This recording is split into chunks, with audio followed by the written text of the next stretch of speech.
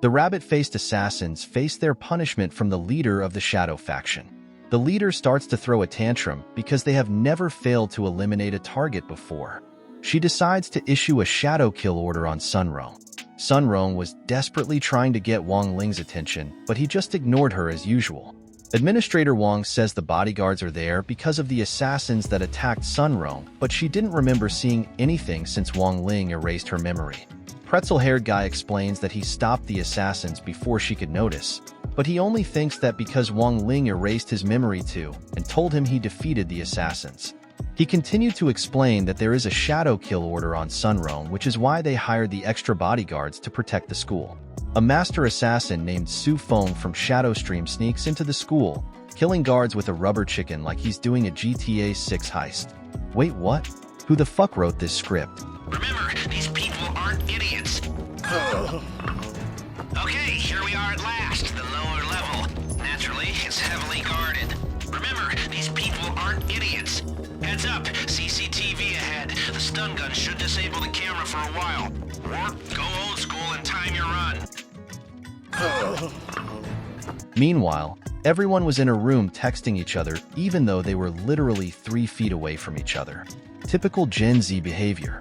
Outside, the security guards were bragging about how good they are, but they got taken out easily by a skinny guy with some balls and gas. However, he gets confronted by Administrator Wang before he could enter the room and eliminate Sunrong. An assassin named Shu Hammer turns invisible while he charges up his attack. Imagine being born just to be named Shu Hammer. That's just sad. Suing threw his balls at Administrator Wang, but he easily dodged them. He threw his balls again, but this time he made them bigger. However, Administrator Wang easily stops them and crushes them, then calls him a little boy. You a little boy to me. I'll kiss you on your forehead. You a little boy. He releases some gas and tries to run away, but he gets knocked out after Wang Ling opens the door. Administrator Wang catches up to him and starts to punish him off screen. In the yard, Su Feng beats the other security guards, but then he sees a froggy. He starts to pet it, but Froggy bites him and steals all his power. Froggy then transforms into his full size and easily defeats Su Feng with a giant blast. Shu Hammer continues to charge his hammer and explains that no one can see him, but Wang Ling walks by and says, "There you are." Wang Ling picks up his package with his noodles and apologizes for disturbing the assassins, then heads back to the room. Shu Hammer starts to relax because he thought Wang Ling didn't actually see him, but on his way back, Wang Ling told him he could see him and apologized for knocking out his friend. Shu Hammer gets upset and decides that he will hit Wang Ling with his attacks instead. However, his attack failed, and he realized that Wang Ling was the main character. As usual, pretzel-haired guy confronts Wang Ling, but he erases his memory and makes him tell everyone that he defeated the assassins. Wang Ling also pretends to be unconscious so he could finally escape from Sunrong. Wang Ling is at home relaxing and pretending to be sick. However, his friends came to his house to visit him with all sorts of weird gifts. Chun tries to riz Mrs. Wang with some flowers, which she seemed to really enjoy. Sunrong tries to impress her future mother-in-law with elixirs and nutrition pills from her family. Mrs. Wang, excited by the gifts, leaves Sunrong alone with Wang Ling so they can have some alone time together. Sunrong tries to inject her fluids into Wang Ling. Wait, shouldn't it be the other way around? Wang Ling got scared and got out of bed and told everyone he was feeling better. Wang Ling takes the wristband from Chun, which they will be using to test their spiritual power for the annual spiritual power test. Chun Chao explains that this test is different from the entrance test because it measures the force created outside the body. There's a strange moment where Chun Chao uses his power to spy on someone in the shower. I guess he was just doing some research. Moving on, this is how cultivator power is really measured. Across the country, students compete to show their strength while Wang Ling tries to stay unnoticed.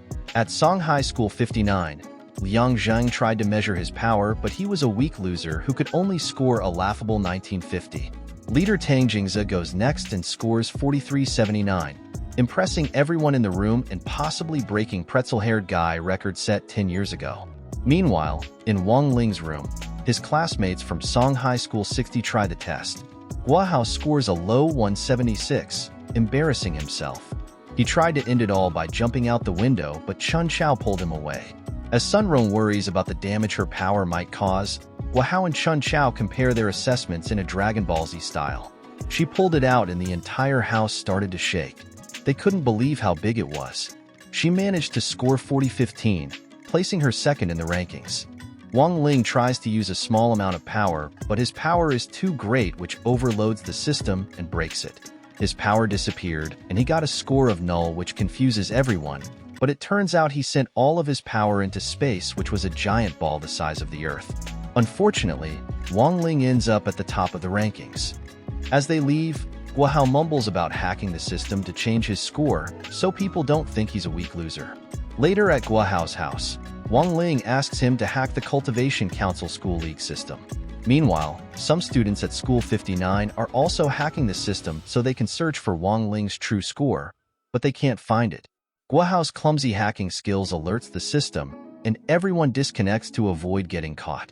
Not only is he weak, but he's also terrible at hacking. Pathetic. Before they leave, Guahao can't change Wang Ling's score, but he replaces Tang Jing's name with Birdie 2. Some students walked in and saw Tang Jing's name change and started laughing at him and called him weak. They told him if they were as weak as him, they would also want to change their name too. This is the end of the video. If you enjoyed it, leave a like and subscribe for more videos.